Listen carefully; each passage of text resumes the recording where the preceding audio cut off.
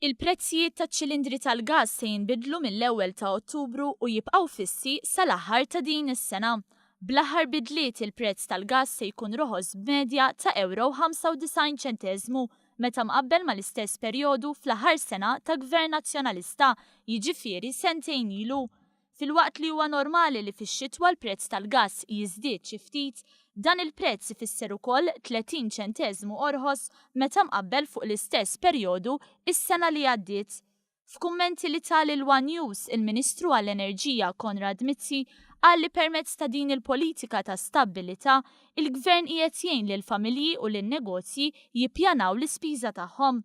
Dan anke permezz tar-roħs fit-tariffi tad-dawl u l-ilma għall-familji f'Marzu li għadda u r-roħs tan-negozji f'Marzu 2015 u anke bl-istabbilità fil-prezzijiet tal-petrol u d-diesel li se jibqgħu fissi wkoll sal-aħħar tas-sena. Huwa elenka kif dan jikkuntrasta bil-kbir mal-politika tal-gvern preċedenti fejn il-prezz tal-gass kien jiżdied xahar wara xahar.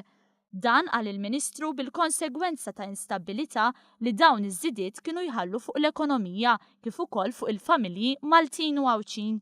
Huwa żied jgħid li l-Gvern ser ikompli jaħdem biex ikun hawn stabbilità fil-prezz tal-gass anke fix-xhur li ġejjin.